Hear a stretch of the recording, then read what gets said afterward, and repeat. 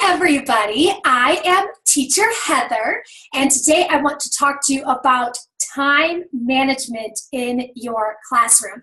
Time management is such a huge deal, and sometimes we feel overwhelmed that we will not have enough time to finish the lesson, and we also feel that maybe we don't have enough content to fill the lesson. So I hope my tips and tricks will help you out.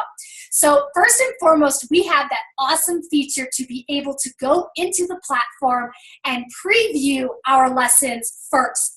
So one thing I like to do when I preview is take notes.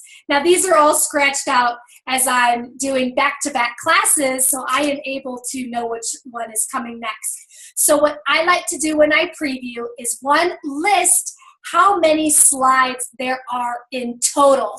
Because let's face it, if you're teaching back-to-back classes, you will not remember which class had 21 slides or 36 slides, so it's good to know that.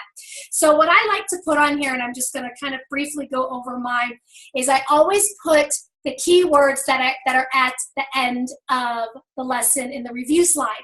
So that way you can see what props you may need. So today I just finished up a class that had the word book, eraser, colors blue and black, and then bag, which I threw on the floor after the class. So those were my props that I had. So that way I have that as a refresher.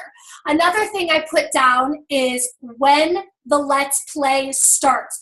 We like to enter the Let's Play between 18 and 22 minutes. That's kind of your window. Aim for 20, that's what they like. And that way I know if Let's Play starts at 20 minutes, I have about 1 minute per slide, give or take, to be able to get through the lesson and get to the Let's Play on time. So I write that down. Another thing I think is really good and crucial for new teachers, and it could be a little tedious, but it really does help, is write a big sheet of paper and write down what's going on each slide.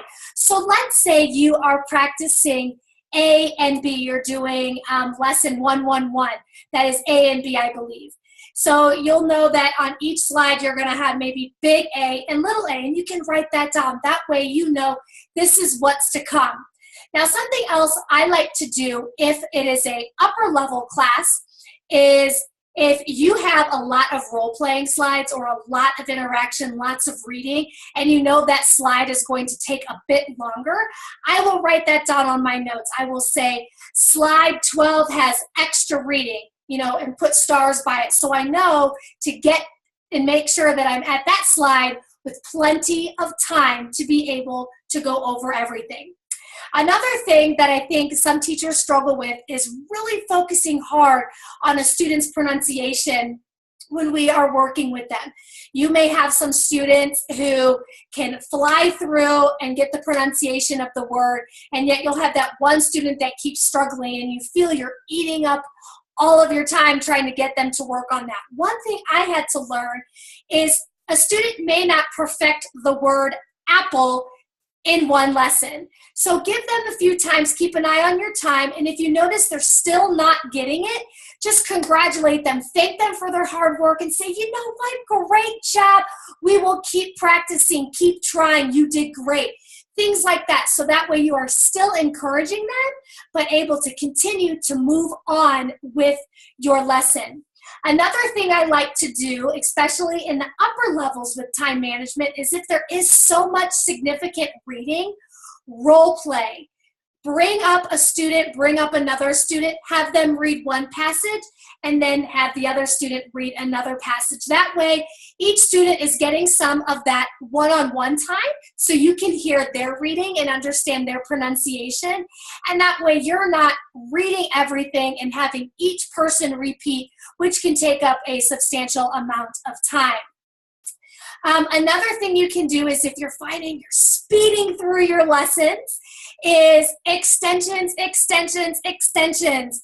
If let's just say you're talking about apple again, and you notice you're going through really fast and you have an apple as your prop, you can talk about the color of the prop, or you can bring up each student and say, do you like apples? Oh, yes, I love apples too. Yes, really extending the lesson, but be mindful of that timer. Also, in the Let's Play with the upper levels, now not so much with the lower levels, usually I notice it's a click and a word pops up and the students need to repeat it or a picture and they figure it out. In the upper levels, the Let's Play can take a while, especially in level 4.